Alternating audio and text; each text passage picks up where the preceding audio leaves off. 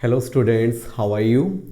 बच्चे, आज का हमारा टॉपिक है, हम P block 11th class chapter के कुछ इनटेक्स्ट क्वेश्चन करने वाले हैं एनसीईआरटी के। राइट, बट ये क्वेश्चन बहुत इंपॉर्टेंट है, सिंपल है बट इंपॉर्टेंट है, तो प्लीज़ कॉन्सेंट्रेट करें, ध्यान दीजिए। हमारा आज का फर्स्ट क्वेश्चन है, standard electrode potential values means electron volt. कभी भी स्टैंडर्ड इलेक्ट्रोड पोटेंशियल आपको दिया जाए तो वो हमेशा इलेक्ट्रॉन वोल्ट्स में आपको दिया जाएगा, ये उसकी एक यूनिट है। मैं आपको सबसे पहले बता देता हूं स्टैंडर्ड इलेक्ट्रोड पोटेंशियल का क्या मीनिंग होगा। यहां पर ध्यान दो बच्चे, standard electrode potential means tendency of any atom to lose or gain electron is known as standard electrode potential। आपके पास कोई भी एटम है, वो कितने इलेक्ट्रॉन लॉस कर सकता है या फिर वो कितना इलेक्ट्रॉन गेन कर सकता है, इसे हम बोलेंगे इलेक्ट्रोड पोटेंशियल। आप एक बात नोटिस करें, अगर मेरे पास कोई भी इलेक्ट्रोड बना है जिसमें से इलेक्ट्रिसिटी पास हो रही है, तो कंफर्म वो इलेक्ट्रोड किसी न किसी केमिकल का बना होगा, किसी न किसी मेटल का बना होगा, किसी न किसी एटम से मिलकर बना होगा। वो एटम या इलेक्ट्रॉन लॉस कर सकता है या इलेक्ट्रॉन गेन कर सकता है। उसकी इलेक्ट्रॉन लॉस करने की या फिर गेन करने की पावर वो क्या कहलाएगी, उसे आप बोलेंगे इलेक्ट्रोड पोटेंशियल, हम उसे बोलेंगे। बच्चे, इलेक्ट्रोड पोटेंशियल को आप ई से रिप्रेजेंट कर सकते हैं, लेकिन अगर मैं बात करूं स्टैंडर्ड कंडीशंस पर, तो तब इसका नेम क्या आ जाएगा, standard electrode potential. Standard electrode potential की अगर आप कभी भी बात करेंगे, उसका सिंबल क्या होगा, ई के ऊपर छोटा सा नोट आप लगा देंगे। अब ध्यान दीजिए, हमारे पास कुछ ऐसे इलेक्ट्रोड्स होंगे, कुछ ऐसे एटम्स होंगे जो इलेक्ट्रॉन लॉस करेंगे, बट कुछ ऐसे होंगे जो इलेक्ट्रॉन गेन करेंगे। अब ध्यान दीजिए, अगर मैं बात करता हूं इसके अंदर इलेक्ट्रॉन लॉस करने वाले क्या होंगे, मेटल। इलेक्ट्रॉन गेन करने वाले बच्चे क्या होंगे, नॉन मेटल। ओके, ठीक है, इलेक्ट्रॉन लॉस किया मेटल, इलेक्ट्रॉन गेन किया नॉन मेटल। इसका मीनिंग हमारे पास इलेक्ट्रॉन लॉस करने के अकॉर्डिंग, इलेक्ट्रॉन गेन करने के अकॉर्डिंग पोटेंशियल अलग अलग डिफरेंशिएट होगा। ध्यान रखें, अगर कभी भी आपके पास ई नॉट की वैल्यू नेगेटिव में है, ध्यान देना बच्चे, अगर कभी भी आपके पास ई नॉट की वैल्यू नेगेटिव में है, तो आपको याद रखना होगा वो बिहेव करेगा एनोड की तरह। किसकी तरह वो बिहेव करेगा बच्चे, एनोड की तरह। एनोड की तरह बिहेव करने का मीनिंग उस पर क्या होगी, ऑक्सीडेशन। ऑक्सीडेशन का मीनिंग वो हमेशा इलेक्ट्रॉन लॉस करेगा। क्या करेगा, हमेशा इलेक्ट्रॉन लॉस करेगा। लेकिन अगर हम बात करते हैं किसकी बच्चे, आपने बात की, सपोज करें किसी ई नॉट की वैल्यू आपको गिवन है पॉजिटिव। अगर ई नॉट की वैल्यू आपके पास पॉजिटिव है, तो याद करें वो हमेशा कैथोड की तरह बिहेव करेगा। कैसे बिहेव करेगा बच्चे, कैथोड। कैथोड की तरह बिहेव करने का मीनिंग वो हमेशा खुद पर रिडक्शन करवाएगा, वो हमेशा इलेक्ट्रॉन गेन करेगा। ये आपको ध्यान रखना है। तो ध्यान दीजिए, मैंने आपको क्या बोला, कभी भी ई नॉट की वैल्यू अगर नेगेटिव है तो वो एनोड, वो ऑक्सीडेशन शो करेगा। बट कभी भी ई नॉट की वैल्यू पॉजिटिव है तो वो क्या, कैथोड की तरह बिहेव करेगा, यानी कि वो खुद को रिड्यूस करने वाला है। ओके, नेक्स्ट आगे ध्यान दो बच्चे, इस क्वेश्चन को अब कंप्लीट एक बार रीड करते हैं अच्छे से कि यहां पर ये क्या हमें कहना चाहता है। प्लीज कॉन्सेंट्रेट करो। हाँ जी बेटा, स्टैंडर्ड इलेक्ट्रोड पोटेंशियल आपको गिवन है, एक पोटेंशियल आपको गिवन है एल्यूमिनियम के लिए। बताइए, एल्यूमिनियम के पोटेंशियल की अगर मैं बात करूं तो वो आपके पास नेगेटिव में प्रेजेंट है, अगर मैं बात करता हूं थैलियम के लिए, तो बच्चे ये पोटेंशियल आपको पॉजिटिव में गिवन है। जैसा कि हमारी बात हो चुकी है, एल्यूमिनियम का इलेक्ट्रोड पोटेंशियल नेगेटिव है, तो आप इसे क्या बोलोगे?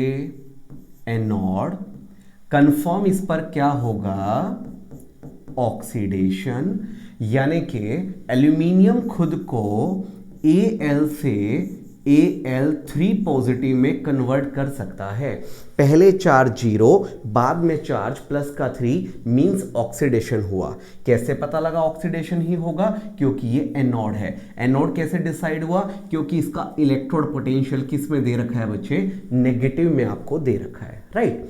नेक्स्ट आगे ध्यान दीजिए। बट अगर हम बात करते हैं किसकी? थैलियम की, तो बच्चे इसका इलेक्ट्रोड पोटेंशियल आपको क्या गिवन है?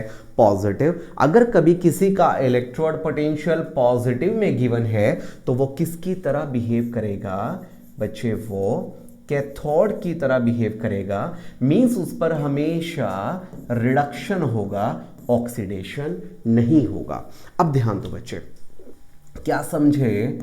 ये थैलियम खुद को Tl3 पॉजिटिव में कन्वर्ट नहीं कर सकता। अगर ये खुद को 0 से +3 में कन्वर्ट करे तो क्या बोलेंगे? ऑक्सीडेशन। लेकिन बच्चे ये खुद को ऑक्सीडाइज नहीं, सिर्फ क्या कर सकता है?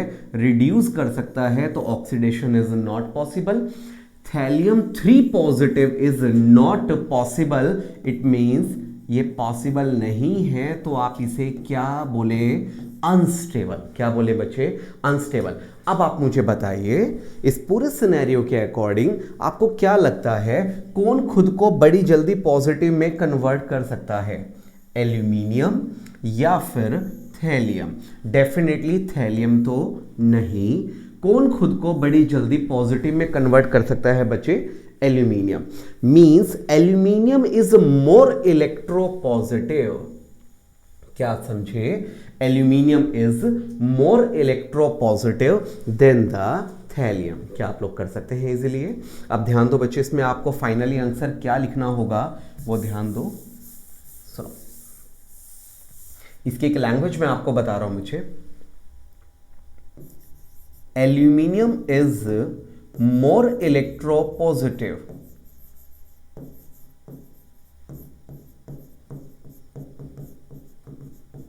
aluminum is more electropositive than thallium, right? अब ध्यान दो, Al3 positive is stable but बच्चे एल्यूमिनियम 3 पॉजिटिव में इजीली कन्वर्ट हो सकता है, लेकिन थैलियम 3 पॉजिटिव में कन्वर्ट नहीं हो सकता। तो क्या बोलेंगे? But Tl3 positive is unstable. तो बताइए, अगर Tl3 पॉजिटिव अनस्टेबल है तो क्या वो कन्वर्ट होगा? नहीं कन्वर्ट होगा। Tl3 positive is unstable, so cannot be converted or being oxidized। खुद को बड़ी जल्दी ऑक्सीडाइज नहीं करेगा, उल्टा खुद को बड़ी जल्दी क्या करेगा? रिड्यूस करेगा। होपफुली आपको ये कॉन्सेप्ट अच्छे से क्लियर हुआ होगा। कोई भी डाउट अगर आपको है तो आप कमेंट बॉक्स में अपना डाउट शेयर कर सकते हैं। नेक्स्ट आगे ध्यान दीजिए बच्चे, आज का हमारा नेक्स्ट क्वेश्चन ध्यान दो, देखो क्या है। नेक्स्ट क्वेश्चन हमारे पास है बच्चे, white fumes appear around the bottle of anhydrous aluminium chloride. सबसे पहले बात हो रही है व्हाइट फ्यूम्स की। ध्यान दो बच्चे, हमारे पास एल्यूमिनियम एनहाइड्रस एल्यूमिनियम क्लोराइड है एक बॉटल में, राइट? एनहाइड्रस, क्या मीनिंग हुआ एनहाइड्रस का? एल्यूमिनियम क्लोराइड, और वो भी कैसा? एनहाइड्रस। बच्चे एनहाइड्रस का मीनिंग है जिसके अंदर बिल्कुल भी मॉइस्चर प्रेजेंट नहीं है, ये बिल्कुल मॉइस्चर फ्री है। लेकिन अब ये एल्यूमिनियम क्लोराइड आपके पास किसी बोतल में प्रेजेंट है ये कंफर्म क्या करेगा, अपने सराउंडिंग से क्या एब्जॉर्ब करेगा, मॉइस्चर एब्जॉर्ब करेगा। क्या एब्जॉर्ब करेगा अपने सराउंडिंग से, मॉइस्चर। अगर इसने अपने सराउंडिंग से मॉइस्चर एब्जॉर्ब किया तो क्या बनाएगा, ध्यान दो बच्चे, यहां से एल्यूमिनियम और यहां से OH। प्लीज बताओ क्या बनेगा, AlOH थ्राइस, एल्यूमिनियम हाइड्रोक्साइड बन गया। साथ में बचे यहां से H और यहां से Cl, क्या प्रोड्यूस हुआ, 3 मॉलिक्यूल्स ऑफ HCl आपके प्रोड्यूस होंगे। टोटल मिलाकर एल्यूमिनियम और यहां पर OH कितने, 3, तो वाटर मॉलिक्यूल आपके कितने यूज होंगे, 3। बेसिकली एनहाइड्रस एल्यूमिनियम क्लोराइड, जिसमें मॉइस्चर बिल्कुल भी प्रेजेंट नहीं है, तो कंफर्म ये मॉइस्चर को एब्जॉर्ब करना चाहेगा अपने सराउंडिंग से। अपने सराउंडिंग से मॉइस्चर को एब्जॉर्ब करके क्या बनाएगा, एल्यूमिनियम प्लस में OH मिलकर बना AlOH thrice. Side by side as a by product क्या रिलीज हुआ, HCl आपका रिलीज हुआ।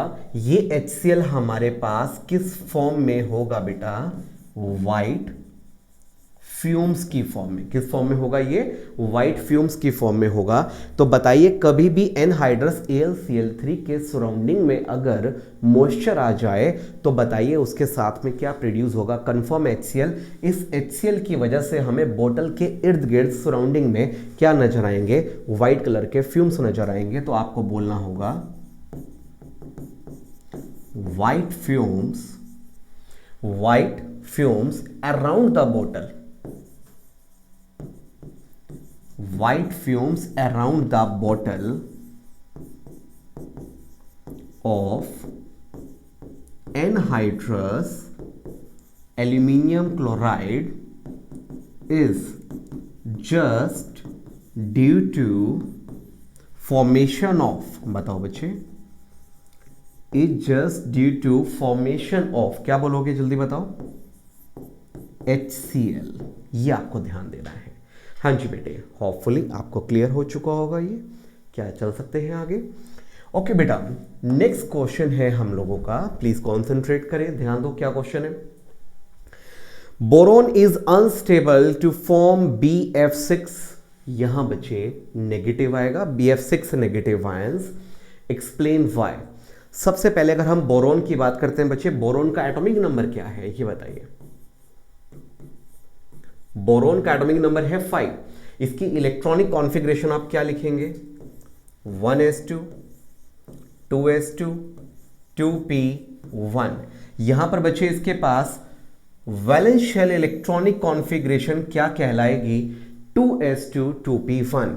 बच्चे अब ध्यान दीजिए, s के अंदर कितना बॉक्स बनाएंगे, 1 बॉक्स। s के अंदर 1 ऑर्बिटल जिसमें 2 इलेक्ट्रॉन, p में बेटा 3 बॉक्सेस यानी कि 3 ऑर्बिटल, टोटल मिलाकर 1 इलेक्ट्रॉन। ये इसकी ग्राउंड स्टेट इलेक्ट्रॉनिक कॉन्फ़िगरेशन है। कंफर्म एक इलेक्ट्रॉन एक्साइटेड स्टेट में अगर मूव कर जाए तो क्या बनाए, यहां 1 इलेक्ट्रॉन, बट P में इस बार कितने इलेक्ट्रॉन आप ड्रॉ करने वाले हैं, 2 इलेक्ट्रॉन ड्रॉ करेंगे। इसे बोलेंगे एक्साइटेड स्टेट इलेक्ट्रॉनिक कॉन्फ़िगरेशन। क्या बोलेंगे हम इसे, excited state electronic configuration. Next आगे ध्यान दो बच्चे, ये अभी फिलहाल किसकी बात हो रही है, बोरोन की बात हो रही है बेटा। अब ध्यान दो, बोरोन यहां पर क्या करने वाला है, ये अनपेयर्ड इलेक्ट्रॉन फ्लोरीन के साथ एक बॉन्ड बनाएगा, ये अनपेयर्ड इलेक्ट्रॉन भी फ्लोरीन के साथ एक बॉन्ड बनाएगा, ये अनपेयर्ड इलेक्ट्रॉन भी फ्लोरीन के साथ एक बॉन्ड बनाएगा। बताओ बच्चों कितने फ्लोरीन आप लगा चुके हो, आपने अभी फिलहाल 3 फ्लोरीन लगाए, तो ये क्या बन गया, BF3। क्या बन चुका है बच्चे, ये BF3 ये बन चुका है। अभी एक ऑर्बिटल खाली पड़ा है, बताओ ये ऑर्बिटल जो खाली है ये कौन सा है, दिस इज 2p ऑर्बिटल। एक 2p ऑर्बिटल खाली पड़ा है। इस खाली ऑर्बिटल में क्या होगा, इस खाली ऑर्बिटल के अंदर कलर चेंज कर देते हैं उसका। इस खाली ऑर्बिटल के अंदर एक F नेगेटिव आएगा बाहर से, एक F नेगेटिव आएगा बाहर से, इलेक्ट्रॉन खुद लेकर आएगा, जस्ट आकर बॉन्ड बनाने का काम करेगा। तो बताओ बच्चे, पहले हाइब्रिडाइजेशन क्या कह सकते थे, sp2, एक ऑर्बिटल s का, दो ऑर्बिटल p के। लेकिन इस बार बच्चे हाइब्रिडाइजेशन क्या बोलोगे, एक ऑर्बिटल s का और तीनों के तीनों ऑर्बिटल p के मिलाकर क्या बन गया, sp3 हाइब्रिडाइजेशन आपकी बन गई बच्चे। पहले sp2 और अब क्या है sp3। अब एक बात बताओ, ये 2p ऑर्बिटल खाली पड़ा था तो यहां एक F नेगेटिव ने आकर बॉन्ड बना दिया। मुझे प्लीज आप ये बताइए, क्या आपके पास यहां पर और भी खाली ऑर्बिटल हैं क्या? क्या आपके पास यहां और भी खाली ऑर्बिटल हैं क्या? नहीं, हमारे पास बोरोन के पास लास्ट में 2p ऑर्बिटल खाली है, इसके अलावा कोई भी ऑर्बिटल एम्प्टी नहीं है। अगर कोई भी ऑर्बिटल आपके पास एम्प्टी नहीं है तो मैं इसमें और ज्यादा F नेगेटिव नहीं लगा सकता, दैट इज नॉट पॉसिबल। तो बताइए क्या BF6 नेगेटिव तक बन जाएगा क्या? अरे BF3 इसने एक F नेगेटिव और अलग से गेन कर लिया, F नेगेटिव गेन किया तो क्या बन गया, BF4 नेगेटिव एग्जिस्ट करेगा, हाइब्रिडाइजेशन sp3 होगी, शेप क्या बोलोगे, टेट्राहेड्रल हम इसकी शेप बोलेंगे, ज्योमेट्री बोलेंगे। लेकिन बच्चे BF6 में आपको क्या बोलना होगा, BF6 negative is not possible due to absence of empty d orbitals in boron। BF6 negative is not possible due to absence of empty d orbital, क्योंकि भैया इसके अंदर एम्प्टी डी ऑर्बिटल्स नहीं होते। एक बात और सुनो, एक रीजन तो हो गया ये वाला कि बोरोन के पास एम्प्टी डी ऑर्बिटल्स नहीं होते, 2p के बाद 2d आना पॉसिबल नहीं है। एक रीजन और आप कह सकते हैं, boron has very small size, boron has very small size. बच्चे बोरोन का साइज इतना छोटा है जो अपने सराउंडिंग में 6 फ्लोरीन एटम्स को एकोमोडेट नहीं कर पाएगा। क्या क्लियर है ये?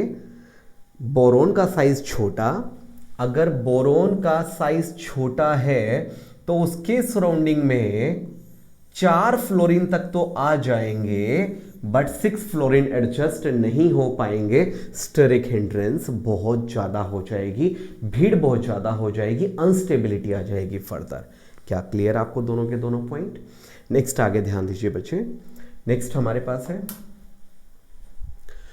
Y boric acid considered as weak acid. सबसे पहले बोरिक एसिड क्या होता है प्लीज कॉन्सेंट्रेट करें बच्चे। बोरिक एसिड की अगर मैं बात करूं तो BOH थ्राइस, ठीक है, या फिर इसी को लिखने का एक और तरीका मे भी आपने कहीं देखा हो, H3BO3, किसी किसी बुक में कभी कभी ऐसा भी लिखा होता है हमारे पास। ओके, नेक्स्ट आगे ध्यान दीजिए। अब हम इस बोरिक एसिड को वीक एसिड क्यों बोलेंगे, इसके पीछे का क्या लॉजिक होगा, बोरोन साथ में 3OH, बच्चे ये अपने अंदर से डायरेक्टली H पॉजिटिव कभी भी लॉस नहीं कर पाता। कुछ बच्चों का ये मानना होता है कि सर शायद कुछ ऐसा भी तो पॉसिबल हो सकता है, आप इसे लिखें H3BO3 की फॉर्म में, ये अपने अंदर से H पॉजिटिव लॉस करे तो देखो सर बच क्या गया, H2, 3 टोटल थे, 1 यहां पर, 2 यहां पर, साथ में सर लिख दो BO3, यहां पॉजिटिव है तो इधर कैसा चार्ज आ गया, नेगेटिव। नो बेटा no, this is not possible, ऐसा कुछ नहीं होता है। ओके, अब ध्यान दो बच्चे, अगर बोरिक एसिड अपने अंदर से डायरेक्टली H पॉजिटिव को लॉस नहीं कर सकता तो डेफिनेटली ये क्या कहलाएगा, इसे आपको बोलना चाहिए एप्रोटिक एसिड। क्या बोलना चाहिए, एप्रोटिक एसिड आप इसे बोलेंगे, जो आपका NCERT back exercise 11th class P block में भी आता है। एक ऐसा एसिड जो अपने अंदर से डायरेक्टली H पॉजिटिव को लॉस नहीं कर सकता, क्या कहलाएगा? एप्रोटिक। मैं थोड़ा सा इसके ऊपर टाइम लेना चाहूंगा, प्लीज कॉन्सेंट्रेट करें। फॉर एग्जाम्पल मेरे पास HCl है, राइट। अगर मैं HCl की बात करता हूं, HCl अपने अंदर से H पॉजिटिव लॉस करेगा, बचा हुआ क्या है? Cl negative. Directly H positive loss कर सकता है, तो मैं इसे बोलूंगा प्रोटिक एसिड। क्या बोलूंगा बच्चे? मैं इसे प्रोटिक एसिड। लेकिन ये डायरेक्टली अपने अंदर से H पॉजिटिव लॉस नहीं कर पा रहा ये, तो इसे मैं क्या बोलूंगा बच्चे? एप्रोटिक एसिड हम इसे बोलेंगे। ये आपको ध्यान रखना है। नेक्स्ट आगे ध्यान दो। तो कुछ स्टूडेंट्स का ये मानना है सर ये H पॉजिटिव लॉस ही नहीं कर रहा। आपने तो बोला कि ये अपने अंदर से H पॉजिटिव लॉस ही नहीं कर रहा। अगर H पॉजिटिव लॉस नहीं कर रहा तो सर फिर तो आप इसे एसिड ही क्यों बोल रहे हो? बच्चे H पॉजिटिव लॉस करता है, मैंने कहा डायरेक्टली लॉस नहीं करता। क्या मीनिंग हुआ? प्लीज कॉन्सेंट्रेट करें, ध्यान दीजिए। हाँ जी बच्चे, सपोज करो H3BO3 ने अपने सराउंडिंग से मॉइस्चर एब्जॉर्ब कर लिया। बेटा मैंने क्या बोला? H3BO3 यानी कि BOH थ्राइस यानी कि बोरिक एसिड ने अपने सराउंडिंग से क्या एब्जॉर्ब किया? मॉइस्चर एब्जॉर्ब किया। अगर इसने अपने सराउंडिंग से मॉइस्चर एब्जॉर्ब किया तो क्या होगा? मॉइस्चर बड़ी इजीली अवेलेबल हो जाता है इसे, उसमें कोई प्रॉब्लम नहीं है। आपको H3BO3 ना लिखकर यहां पर आपके लिए एक अच्छी रिप्रेजेंटेशन क्या होगी वो ध्यान दो बच्चे। यहां एक अच्छी रिप्रेजेंटेशन आपके लिए हो सकती है BOH थ्राइस। ये मैं इसलिए लिख रहा हूं क्योंकि ये थोड़ा सा कंफर्ट देती है बच्चों को। BOH थ्राइस, मेरे पास 3 OH पहले से प्रेजेंट है, एक OH मॉइस्चर में से, वाटर मॉलिक्यूल में से एब्जॉर्ब अगर कर ले तो क्या बनेगा? BOH4। बच्चे पूरे के ऊपर कैसा चार्ज आ गया? नेगेटिव। प्लीज कॉन्सेंट्रेट करें। बोरॉन, यहां से 3 OH, यहां से 1 OH मिलकर BOH4 नेगेटिव बन गया। बताओ बच्चे क्या बचा हुआ लॉस करेगा? यहां प्लस में हम लिखेंगे H पॉजिटिव। इस H पॉजिटिव के लॉस होने की वजह से डेफिनेटली आप इसे क्या बोलेंगे? एसिड आप इसे बोलेंगे। लेकिन क्या बोलेंगे? वीक एसिड आप बोलेंगे। वीक क्यों बोला? क्योंकि बोरिक एसिड ने डायरेक्ट अपने अंदर से H पॉजिटिव लॉस नहीं किया। वो H पॉजिटिव लॉस करने के लिए पहले मॉइस्चर को एब्जॉर्ब करेगा, मॉइस्चर में से OH नेगेटिव को गेन करेगा, H पॉजिटिव को इनडायरेक्टली लॉस करेगा। इनडायरेक्ट H पॉजिटिव का लॉस है, that's why we have to say weak acid, not strong acid. तो आपको दो बातें सीखने के लिए मिली। एक तो बोरिक एसिड आपका एप्रोटिक एसिड है जिसे आप भूल नहीं सकते। दूसरा ये एक वीक एसिड है। और दोनों के लिए, एप्रोटिक एसिड के लिए और वीक एसिड दोनों के लिए रीजन सेम है कि भैया ये डायरेक्टली H पॉजिटिव को रिलीज नहीं करता, इसलिए ये एक वीक एसिड भी है और एप्रोटिक एसिड भी है। होपफुली आपको ये क्लियर है। नेक्स्ट आगे ध्यान दीजिए बच्चे। हाँ जी बेटा, आज का हमारा 5th क्वेश्चन है, select the members of group 14। सबसे पहले ग्रुप नंबर 14 की बात हो रही है बच्चे। अगर मैं ग्रुप नंबर 14 की बात करूं तो ग्रुप नंबर 14 में मेरे पास कौन कौन से एलिमेंट आने वाले हैं? का, शी, गए, शंकर, प्रभु। का, शी, गए, Shankar, Prabhu, carbon, silicon, germanium, tin, lead. क्या क्या बोलेंगे बेटा? Carbon, silicon, germanium, tin, lead हमारे पास यहां प्रेजेंट है। अब देखिए पूछा क्या गया है आपसे, वो ध्यान दो बच्चे। सबसे फर्स्ट पार्ट है आपका form the most acidic dioxide. Most acidic. अब यहां आपको हल्का सा इनर्ट पेयर इफेक्ट के बारे में पता होना चाहिए। इनर्ट पेयर इफेक्ट का क्या मीनिंग होगा वो सुनो, शॉर्ट में करते हैं। कार्बन का एटॉमिक नंबर सबसे पहले बेटा 6, 1s2 2s2 2p2। हाँ जी बेटे, ये मैंने इलेक्ट्रॉनिक कॉन्फ़िगरेशन लिखी है किसकी? कार्बन की। 1s2 2s2 2p2, ये इसके अंदर वैलेंस शेल इलेक्ट्रॉनिक कॉन्फ़िगरेशन है। बड़े आराम से कितने इलेक्ट्रॉन लॉस करवा देगा?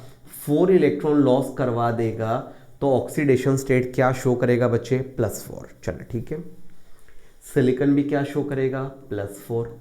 लेकिन बच्चे जैसे ही आप जर्मेनियम पर आएंगे, जैसे ही आप कहां पर आएंगे बच्चे, जर्मेनियम पर जैसे ही आप आते हैं, सिलिकॉन के केस में 3s2 3p2, लेकिन जर्मेनियम के केस में 4s2 4p2। बच्चे 4s से पहले कंफर्म क्या आ चुका होगा, 3d ऑर्बिटल। नेक्स्ट आगे एक बार ध्यान देना बेटा, अगर हम बात करते हैं टिन की, तो बच्चे ऊपर 4s2 4p2 था, इससे नीचे आप क्या लिखेंगे, 5s2 5p2 5s2 5p2। इससे नीचे एक बार लेड को भी कंप्लीट कर देते हैं, क्या आप लिखेंगे, 6s2 6p2 आप लिखेंगे, राइट बेटा। अब ध्यान दो बेटे, सुनो देखो इधर, अगर मैंने बात की जर्मेनियम की, जर्मेनियम के केस में हमारे पास 4s से पहले क्या आ चुका है, 3d। ऐसे ही 5s से पहले क्या आ जाएगा बेटे, 5s से पहले 3d भी आएगा, 4d भी आएगा।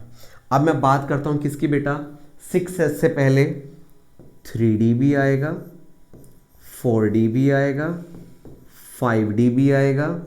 हाँ जी बेटा, थोड़ा सा इसे अच्छे से लिख देते हैं, 5d भी आएगा और 4f भी आएगा। अब ध्यान दो बच्चे, नीचे आने पर हमारे पास कौन कौन से नए नए ऑर्बिटल इन्वॉल्व हो गए, 3d, जिनकी शुरुआत कहां से हुई, जर्मेनियम से।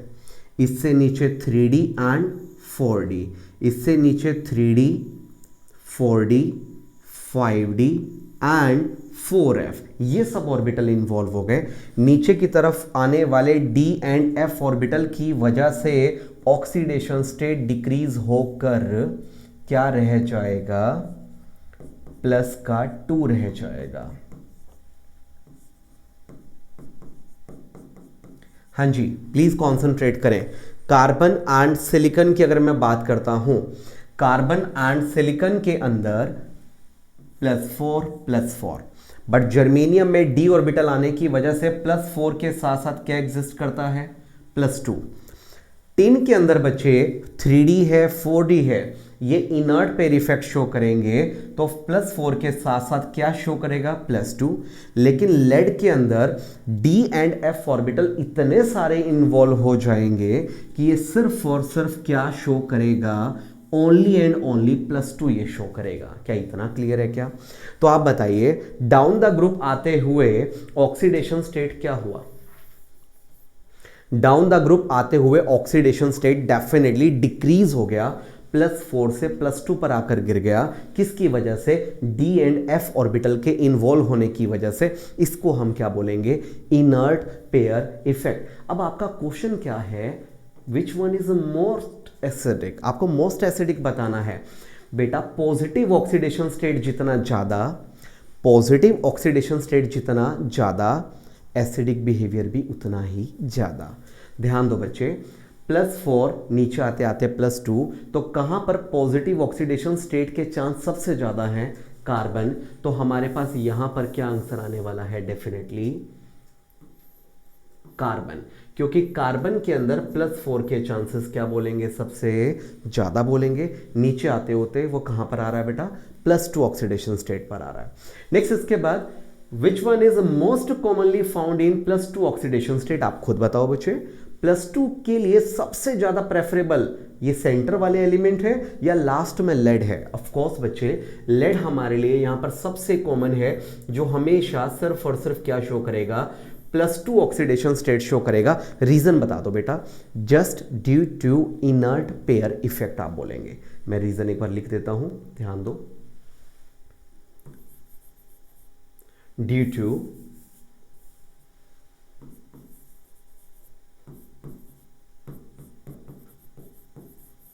Inert pair effect, just due to inert pair effect आप बोलेंगे, राइट बेटा। लास्ट देखिए, यूज्ड एज सेमीकंडक्टर, इनमें से कौन से ऐसे केमिकल्स हैं जो एज अ सेमीकंडक्टर यूज होंगे? ये थोड़ा सा लर्निंग पोर्शन है, बच्चे एक आपका जर्मेनियम, एक आपका है टिन। अब थोड़ा सा समझ लो एक बार। सबसे पहले ऊपर वालों के अंदर ऑक्सीडेशन स्टेट सबसे ज़्यादा, तो कैसा बिहेवियर सबसे ज़्यादा है बच्चे? बताओ बताओ कैसा बिहेवियर सबसे ज़्यादा है? ऑक्सीडेशन स्टेट सबसे ज़्यादा, प्लस का चार्ज सबसे ज़्यादा, तो इसके अंदर डेफिनेटली आपको बोलना होगा एसिडिक बिहेवियर सबसे ज़्यादा। नीचे आते हुए कौन सा बिहेवियर ज़्यादा? ऑक्सीडेशन स्टेट कम, तो एसिडिक नहीं, बेसिक बिहेवियर ज़्यादा। सेंटर वालों को क्या बोलोगे? जो एसिड और बेसिक दोनों का मिला जुला इफेक्ट शो करे, हम उसे क्या बोला करते थे? 10th क्लास से पढ़ते आ रहे हो, एम्फोटेरिक नेचर हम उसके लिए बोलेंगे, राइट। जो हमारे पास एम्फोटेरिक नेचर के केमिकल्स हैं, मैक्सिमम 99.9% पॉसिबिलिटी है वही हमेशा किसकी तरह बिहेव करते हैं? सेमी कंडक्टर्स की तरह भी बिहेव करते हैं। तो ध्यान रखना बच्चे, आपके पास यहाँ एज अ सेमी कंडक्टर आपको किसको लेना होगा?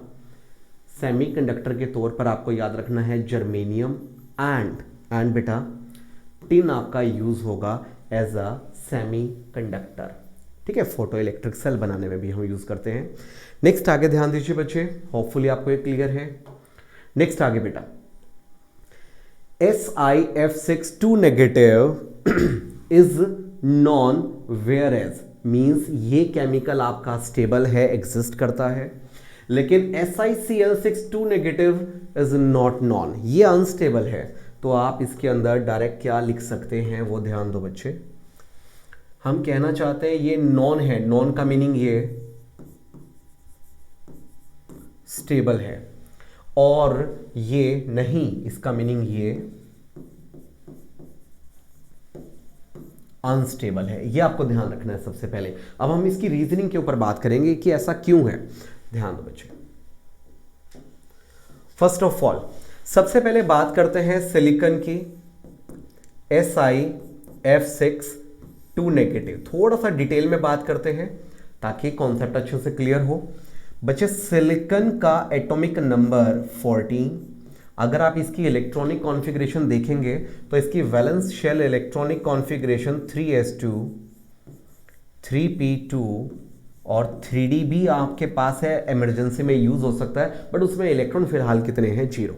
नेक्स्ट आ गया बेटा, s के अंदर 1 बॉक्स में कितने इलेक्ट्रॉन हैं? 2 इलेक्ट्रॉन। बच्चे p के अंदर हम हमेशा 3 बॉक्सेस बनाते हैं, उनमें कितने इलेक्ट्रॉन हैं? 2 इलेक्ट्रॉन। एक इलेक्ट्रॉन आगे अगर जंप कर जाए तो ग्राउंड स्टेट से एक्साइटेड स्टेट इलेक्ट्रॉनिक कॉन्फ़िगरेशन अगर लिखोगे तो क्या ड्रॉ करोगे? सॉरी, हाँ जी बच्चे, यहां पर 1 इलेक्ट्रॉन, एक इलेक्ट्रॉन आगे जंप कर गया तो क्या बनाओगे p के अंदर? 1, 2 एंड 3।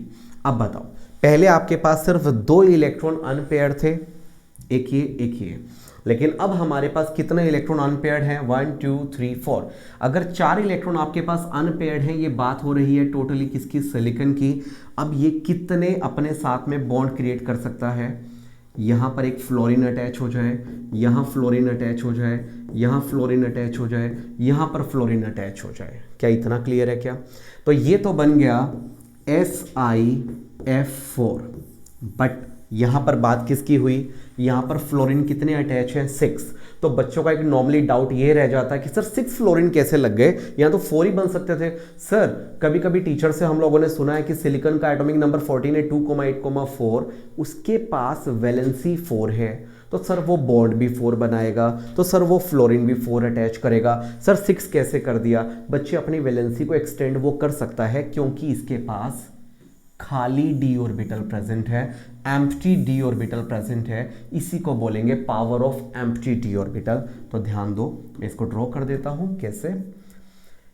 आपके पास एम्प्टी d ऑर्बिटल प्रेजेंट है, एम्प्टी d ऑर्बिटल कितने ड्रॉ होंगे? ऑफ कोर्स 5 ड्रॉ होंगे। अब यहां पर एक F नेगेटिव आया, इलेक्ट्रॉन अपने साथ में लाया और आकर के बॉन्ड बना दिया। चलो ठीक है, अब थोड़ा सा ध्यान देना बच्चे, जब आपने यहां ये वाला बॉन्ड बनाया 2, 3, 4, ये 4 बॉन्ड आपने जो बनाए हैं, इन सभी के अंदर एक इलेक्ट्रॉन किसका? सिलिकॉन का। एक इलेक्ट्रॉन किसका? फ्लोरीन का। दोनों के एक एक इलेक्ट्रॉन शेयर हुए तो कौन सा बॉन्ड बना? कोऑर्डिनेट कोऑर्डिनेट नो बेटा, कोवलेंट बॉन्ड। एक इलेक्ट्रॉन सिलिकॉन का, एक इलेक्ट्रॉन फ्लोरीन का, एक इलेक्ट्रॉन सिलिकॉन का, एक इलेक्ट्रॉन फ्लोरीन का, एक इलेक्ट्रॉन सिलिकॉन और एक इलेक्ट्रॉन फ्लोरीन। तो बच्चे ये चारों के चारों बॉन्ड कोवलेंट बॉन्ड है क्योंकि इन सभी के अंदर शेयरिंग ऑफ इलेक्ट्रॉन हुआ। लेकिन बच्चे मैं क्यों बता रहा हूं ये, जो ये 5th नंबर पर F नेगेटिव आया, यहां पर इलेक्ट्रॉन सिर्फ फ्लोरीन के हैं, इलेक्ट्रॉन सिर्फ किसके हैं, फ्लोरीन के, बट शेयर होंगे सिलिकॉन और F नेगेटिव दोनों के बीच में, यानी कि इलेक्ट्रॉन किसी एक के बट इस्तेमाल करेंगे दोनों। तो इस बॉन्ड को क्या बोलोगे, एरो की फॉर्म में ड्रॉ किया, ये कहलाता है कोवलेंट बॉन्ड, बट रियलिटी क्या है, ये कोऑर्डिनेट या फिर डेटिव बॉन्ड है। एक F नेगेटिव और आया, उसने भी आकर बॉन्ड बनाया। अच्छा अब बताइए आप यहां पर हाइब्रिडाइजेशन क्या बोलोगे बच्चे, बताओ जल्दी से। हाइब्रिडाइजेशन कौन कौन से ऑर्बिटल्स हमारे इन्वॉल्व हो रहे हैं वो बताइए। हमारे पास यहां पर ये चलो आगे तक ले जाओ, एक ऑर्बिटल s का, 3 ऑर्बिटल p के और 2 ऑर्बिटल d के। तो क्या हाइब्रिडाइजेशन बनी, sp3d2 हाइब्रिडाइजेशन बनी। क्या इतना क्लियर है क्या? कुछ बच्चे कहते हैं सर रुक क्यों गए, सर खाली बॉक्सेस तो और भी पड़े हैं ना, आप F नेगेटिव और भी ज्वाइन करवा दो। जी नहीं कर सकते भैया, ऐसा नहीं पॉसिबल हो सकता। क्यों ऐसा पॉसिबल नहीं हो सकता, थोड़ा सा ध्यान दीजिए एक बार इसको। हाँ जी बेटा ध्यान दो सुनो, यहां एक डायग्राम मैं आपको बना के दे रहा हूं। सिलिकॉन मैंने ड्रॉ किया, इस सिलिकॉन के साथ में कितने फ्लोरीन ड्रॉ किए, 4 फ्लोरीन, बट आपके पास इन रियल हैं कितने, 6 फ्लोरीन। स्क्वायर प्लेनर, एक ऊपर और एक नीचे, ये पिरामिड है। टोटल मिलाकर मैंने कितने फ्लोरीन ड्रॉ कर दिए, 6 फ्लोरीन मैंने ड्रॉ कर दिए। ये देखिए ऑक्टाहेड्रल या फिर स्क्वायर बाय पिरामिडल। अब बताओ टोटल मिला के कितना नेगेटिव है, 1 2, टोटल मिलाकर 2 नेगेटिव चार्ज। ये स्ट्रक्चर हो गया भाई साहब। अब सुनो ध्यान से, इस सिलिकॉन के सराउंडिंग में आपने 6 फ्लोरीन बनाए, 1 2 3 4 5 6। बेटा इस सिलिकॉन के साथ में 6 फ्लोरीन आ गए, इसके बाद और ज्यादा फ्लोरीन आना कतई पॉसिबल नहीं है। आप सोचोगे खाली ऑर्बिटल पड़े हैं सर लगा दो ना और भी F नेगेटिव, बट लगना पॉसिबल नहीं है क्योंकि हमारे पास सिलिकॉन के सराउंडिंग में 6 से ज्यादा फ्लोरीन एकोमोडेट नहीं हो पाएंगे, भीड़ हो जाएगी, स्टेरिक हिंड्रेंस हो जाएगी, वो अनस्टेबल हो जाएगा। तो बच्चे फ्लोरीन का साइज तो बहुत छोटा है, वो तो 6 एडजस्ट हो जाएंगे, लेकिन क्लोरीन का साइज तो बहुत बड़ा है, क्लोरीन तो आपके 6 भी एडजस्ट नहीं हो पाएंगे। बड़ा सिंपल सा रीजन है, SiF62 नेगेटिव फिर भी एग्जिस्ट करेगा, SiF62 नेगेटिव एग्जिस्ट करेगा क्योंकि फ्लोरीन का साइज छोटा है, तो 6 फ्लोरीन तक एडजस्ट हो जाएंगे। लेकिन अगर मैं बात करता हूं SiCl62 नेगेटिव, वो एडजस्ट नहीं हो पाएगा। क्यों एडजस्ट नहीं हो पाएगा, क्योंकि क्लोरीन का साइज ऑटोमेटिकली पहले से ही बड़ा है, वो 6 क्लोरीन को एडजस्ट नहीं कर पाएगा, स्टेरिक हिंड्रेंस बहुत ज्यादा होगी और क्या हो जाएगा, अनस्टेबल हो जाएगा। अब इसकी लैंग्वेज आपको क्या लिखनी होगी वो ध्यान दो बच्चे। हाँ जी बच्चे, आप इसकी रीजनिंग लिखेंगे, silicon can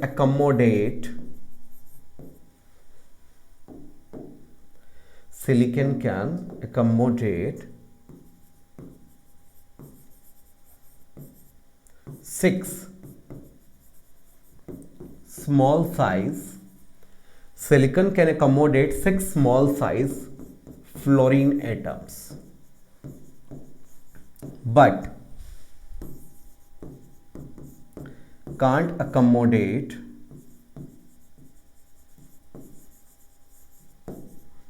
6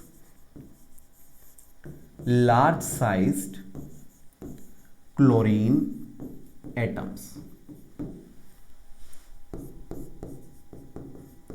this will cause steric hindrance, this will cause steric hindrance and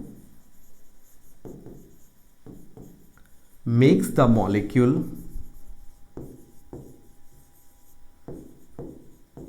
unstable। ये आपको ध्यान रखना है बच्चे, क्या कर पाएंगे। हालांकि आंसर बिल्कुल सिंपल सा है, बट कोशिश ये रहती है कि हर कॉन्सेप्ट को डिटेल में किया जा सके। ठीक है, नेक्स्ट आगे ध्यान दो बच्चे, होपफुली आपको यहां तक क्लियर है। नेक्स्ट बच्चे, diamond is covalent. Of course diamond हमारा कोवलेंट होता है।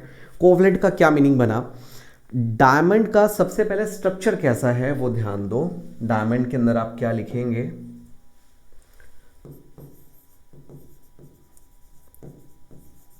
डायमंड हैज 3-डायमेंशनल नेटवर्क और कॉम्प्लेक्स स्ट्रक्चर। हाँ जी बच्चे, डायमंड का स्ट्रक्चर 3D है, नेटवर्किंग उसके अंदर प्रेजेंट है, बड़ा ही कॉम्प्लेक्स है, टेट्राहेड्रल है, एक कार्बन फर्दर 4 कार्बन के साथ बॉन्ड बनाकर बैठा होगा। एक कार्बन फर्दर 4 कार्बन के साथ कोवलेंट बॉन्ड बनाकर बैठा होगा, राइट। नेक्स्ट आगे, दोबारा से ये कार्बन, फिर दोबारा से ये कार्बन आगे जाकर नए कार्बन के साथ में बॉन्ड बनाकर बैठे होंगे, फिर यही काम फिर वो दोबारा आगे करेंगे। इसे बोलेंगे बेटे 3-डायमेंशनल कॉम्प्लेक्स, 3-डायमेंशनल कॉम्प्लेक्स टेट्राहेड्रल स्ट्रक्चर। क्या बोलेंगे बेटे हम इसे, 3-डायमेंशनल कॉम्प्लेक्स टेट्राहेड्रल स्ट्रक्चर हम इसे बोलेंगे। इस 3-डायमेंशनल कॉम्प्लेक्स टेट्राहेड्रल स्ट्रक्चर में ऊपर से लेकर नीचे तक, ऊपर से लेकर नीचे तक कौन से बॉन्ड प्रेजेंट हैं, स्ट्रॉन्ग कोवलेंट बॉन्ड प्रेजेंट हैं। This 3D complex tetrahedral structure is totally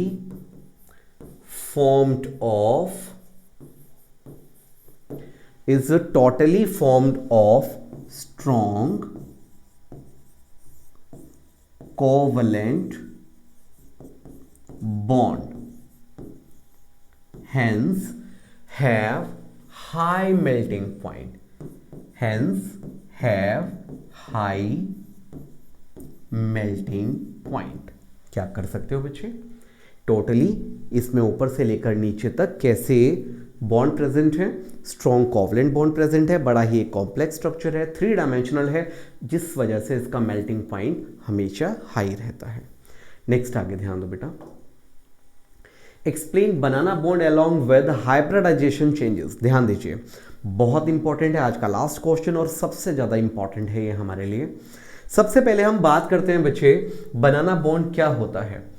अगर मैं बात करता हूं BH3 मॉलिक्यूल की, बोरोन ट्राइहाइड्राइड की मैं बात करता हूं बच्चे, बोरोन ट्राइहाइड्राइड में बोरोन प्रेजेंट है। इस बोरोन की valence shell electronic configuration 1s2 के बाद वाली 2s2 2p1 आपके पास है, दिस वन। यहां बेटे S के अंदर 2 इलेक्ट्रॉन और बच्चे P के अंदर 1 इलेक्ट्रॉन। कंफर्म एक इलेक्ट्रॉन आगे जंप करेगा तो S में कितना इलेक्ट्रॉन बचेगा, 1, और P में कितने इलेक्ट्रॉन बचेंगे, 2 इलेक्ट्रॉन बचेंगे। ये बात हो रही है अभी बोरॉन की, ठीक है। नेक्स्ट आगे, अब किसकी टर्न आ जाती है, हाइड्रोजन की। लो यहां पर एक हाइड्रोजन लग गया, यहां भी एक हाइड्रोजन लग गया, यहां भी एक हाइड्रोजन लग गया। क्या हाइब्रिडाइजेशन बनी बच्चों, sp2 हाइब्रिडाइजेशन बनी। ट्रायंगुलर प्लेनर आप इसे बोलने वाले हैं, चलो ठीक है। मेरा इंटरेस्ट इसमें नहीं, मेरा इंटरेस्ट है इसमें। ये जो खाली ऑर्बिटल है ये कौन सा है बेटा, बोरोन के पास एक एम्प्टी ऑर्बिटल 2p अभी बचा हुआ है, हमें सिर्फ इस पर कॉन्सेंट्रेट करना है। सबसे पहले ध्यान दो बच्चे, होगा क्या बोरॉन कितने बॉन्ड बनाकर बैठा है, 1 2 3, ये लीजिए 3 बॉन्ड बनाकर बैठा है, 3 हाइड्रोजन को अटैच करके बैठा है। ये अभी एक मॉलिक्यूल है। नेक्स्ट आगे ध्यान दो, होगा क्या, ऐसा ही आप एक मॉलिक्यूल और ले लें, ये लो बच्चे, ऐसा ही एक मॉलिक्यूल और जो ट्रायंगुलर प्लेनर होगा, sp2 हाइब्रिडाइजेशन शो करेगा। अब सुनिए, यहां पर हमारे पास ये बॉन्ड कितने इलेक्ट्रॉन से मिलकर बना है, ये बॉन्ड बना है 2 इलेक्ट्रॉन से मिलकर, 2 इलेक्ट्रॉन से मिलकर बना है, 2 एटम के बीच में है। बेटा इस बोरॉन के पास एक ऑर्बिटल क्या पड़ा है, खाली पड़ा है, उसका नेम क्या है, उसका नेम है 2p ऑर्बिटल जो खाली पड़ा है इसके अंदर। एक काम करते हैं, इसको हम उसी कलर से शो कर देते हैं, वो हमारे लिए ज्यादा अच्छा रहेगा। ध्यान, इस बोरॉन के पास एक 2p ऑर्बिटल खाली पड़ा है, होगा क्या, यहां पर 2 इलेक्ट्रॉन सिर्फ 2 एटम्स नहीं 3 एटम्स के बीच में शेयर हो जाएंगे। इसको ड्रॉ करने का तरीका क्या बन पाएगा,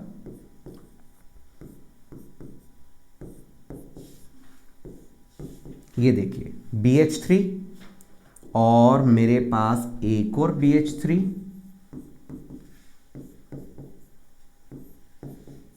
ये ध्यान दो बेटा, बॉन्ड कैसे बनने वाला है। अब ये लो, येलो कलर लेते हैं, ये बॉन्ड कुछ ऐसा नजर आएगा हमें, बनाना शेप पे। क्या मीनिंग हुआ, इलेक्ट्रॉन तो अभी भी 2 ही हैं, बट इस बार ये कितने एटम्स के बीच में शेयर हुआ पड़ा है, 1 boron, second hydrogen, third again boron.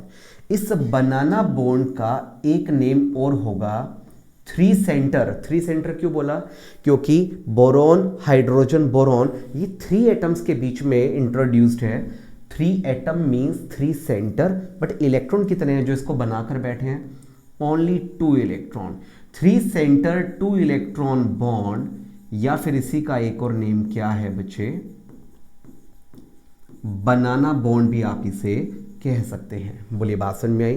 But ये सिर्फ ऊपर ही नहीं बनेगा, एक जगह और बनने वाला है। ध्यान दो, सुनो, सुनिए सुनिए सुनिए, सबसे पहले ये ध्यान दो, ये वाला बॉन्ड बच्चे, ये भी कितने इलेक्ट्रॉन से मिलकर बना है, 2 इलेक्ट्रॉन से मिलकर ये बना हुआ है।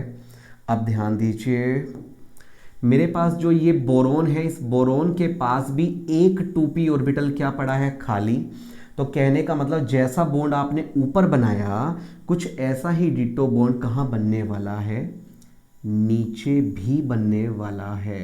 ये देखिए, इस बॉन्ड को भी हम क्या बोलेंगे, बनाना बॉन्ड। तो यहां टोटल मिलाकर कितने बनाना बॉन्ड बनेंगे, या टोटल मिलाकर कितने 3 सेंटर 2 इलेक्ट्रॉन बॉन्ड बनेंगे, 2 बनेंगे बच्चे यहां पर। ये आपको ध्यान देना है, ये सब एग्जाम के लिए कोई जरूरी नहीं है, सिर्फ समझने के लिए था। तो मैं आपको यहां पर लिखकर देने वाला हूं types of bond.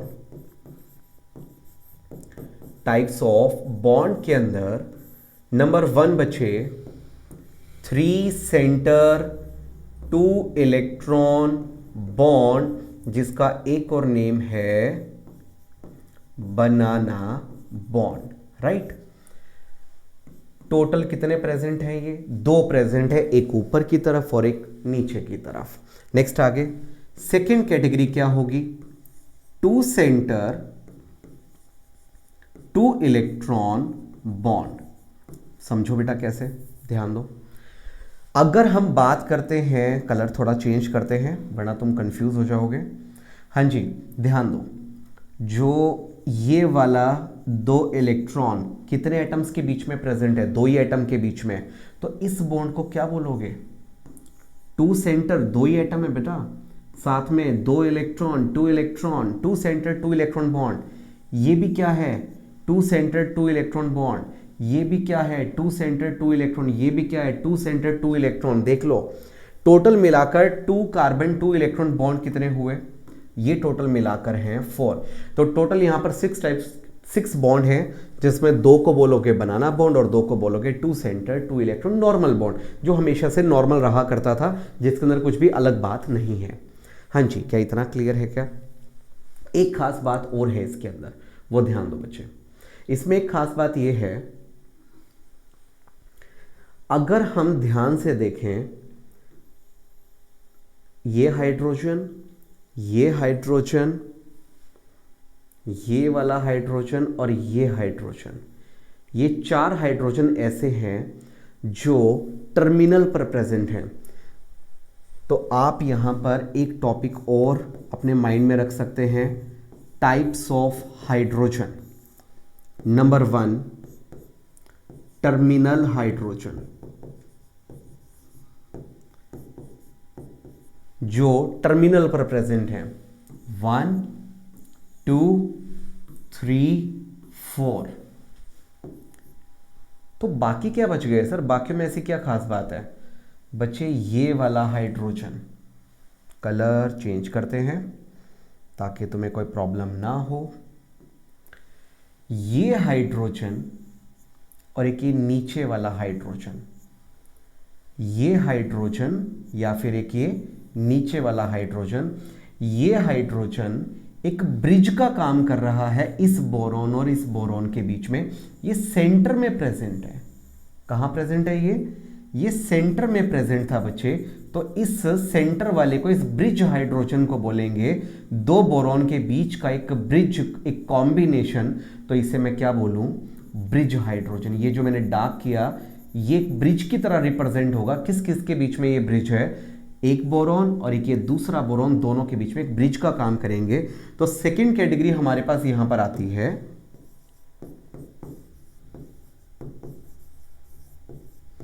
Bridge hydrogen, जो टोटल मिलाकर कितने हैं बच्चे? 2 हैं।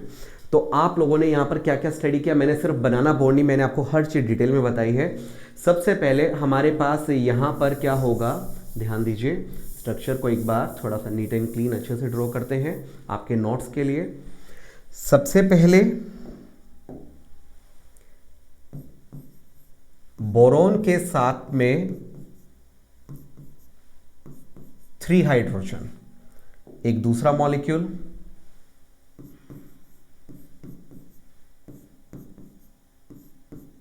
ये देखिए 2 मॉलिक्यूल BH3 के आपने लिए। मैंने कहा हमारे पास यहां पर एक बोरॉन के पास एम्प्टी 2p ऑर्बिटल, दूसरे बोरॉन के पास भी एम्प्टी 2 ऑर्बिटल, जिसकी वजह से वो बॉन्ड फॉर्मेशन में पार्टिसिपेट करेगा। बॉन्ड कैसे बनाएगा वो ध्यान दो बच्चे। बोरॉन H H H, दूसरे का कलर चेंज करते हैं। बोरॉन के साथ में हाइड्रोजन हाइड्रोजन हाइड्रोजन। अब ध्यान दो बच्चे, जो यहां पर बॉन्ड बनेगा वो कुछ इस तरीके से बनेगा, जिसको आप बनाना बॉन्ड बोल सकते हैं। ऐसे ही नीचे की तरफ भी बनेगा, जिसे हम बनाना बॉन्ड कह सकते हैं।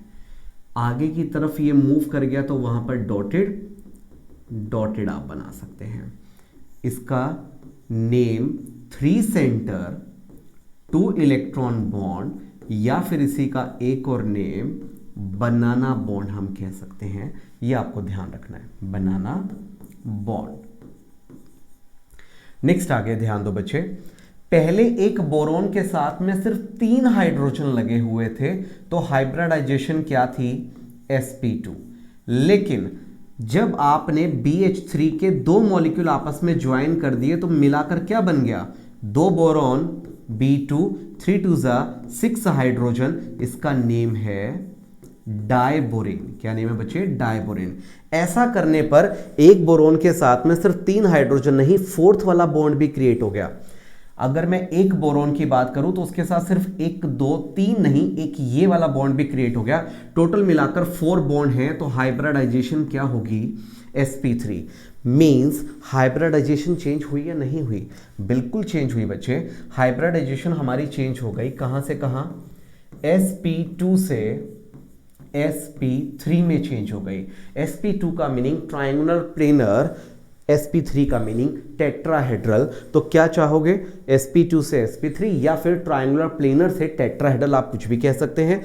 दो टाइप्स के इसमें बॉन्ड होंगे, 3 सेंटर 2 इलेक्ट्रॉन बॉन्ड और 2 सेंटर 2 इलेक्ट्रॉन बॉन्ड, इसी का एक और नेम बनाना बॉन्ड। ये कितने हैं 2, और 2 सेंटर 2 इलेक्ट्रॉन बॉन्ड कितने हैं बच्चे, टोटल मिलाकर 4। हाइड्रोजन दो टाइप्स के हैं, जो टर्मिनल पर लगे हुए हैं 4, उनका नाम है टर्मिनल हाइड्रोजन, बट वो वाले हाइड्रोजन जो दो बोरॉन के बीच में एक ब्रिज का काम कर रहे हैं उन्हें क्या बोलेंगे, ब्रिज हाइड्रोजन। वो कितने हैं टोटल मिलाकर 2।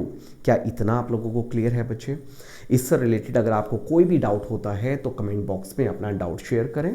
किसी को पीडीएफ की अगर रिक्वायरमेंट है तो मैं आपको एक नंबर दे रहा हूं, इस नंबर पर आप व्हाट्सएप करके इस पीडीएफ की डिमांड कर सकते हैं, ठीक है? ये व्हाट्सएप नंबर है। ओके बच्चे, तो फिर मिलेंगे। थैंक यू बेटा।